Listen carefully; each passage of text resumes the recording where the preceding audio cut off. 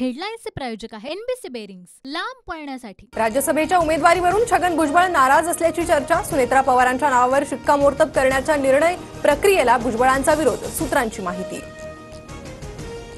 अजित पवार गटातून सुनेत्रा पवार राज्यसभेवर जाणार, थोड्याच वेळात सुनेत्रा पवार उमेदवारी अर्ज भरणार, सूत्रांची माहिती।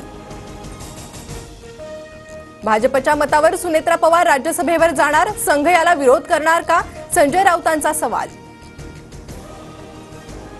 पळत्याच्या गळ्यात राज्यसभा घालू नका, घरातल्या व्यक्तीला राज्यसभा दिली तरच ती टिकेल, इतर लोकांचा काही भरवसा नाही, ट्विट करत रोहित पवारांचा अजित पवार गटाला टोला। बच्चू कडूंची पदाधिकाऱ्यांसोबत मुंबईत बैठक, बच्चू कडू महायुतीत राहणार की बाहेर पडणार, आज घोषणा करणार।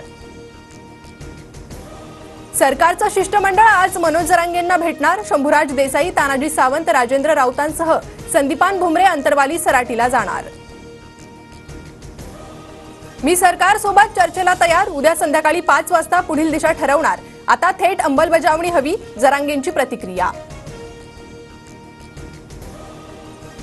भाजपला विजय झाला तर संघाच्या नियोजनामुळे आणि पराभव झाला तर अजित पवारांमुळे, अजित पवार गटाचे प्रवक्ते सूरज चव्हाणांचा सवाल, महायुतीत मिठाचा खडा टाकू नका, चव्हाणांचा हल्लाबोल।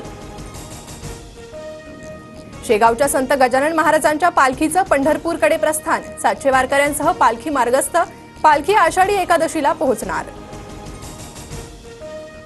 पुण्यात पावसामुळे नुकसान झालेल्यांना तातडीची मदत मिळणार, पुणे महानगरपालिका नागरिकांना 2,500ची मदत देणार, पालिका आयुक्त डॉक्टर राजेंद्र भोसलेंची माहिती। सोलापूरच्या माढ्यात मुसळधार पाऊस, अनेक गावांचा संपर्क तुटला, छत्रपती संभाजीनगरमध्येही जोरदार पाऊस, वस्तीमध्ये पाणी शिरल्यानं साहित्याचं नुकसान। विदर्भ आणि मराठवाड्यासह मध्य महाराष्ट्रात आज वादळी पावसाचा इशारा, तर मराठवाड्यातील लातूर, धाराशिव, हिंगोली आणि विदर्भातील अकोला, वाशिम, गडचिरोलीत काही ठिकाणी जोरदार पाऊस।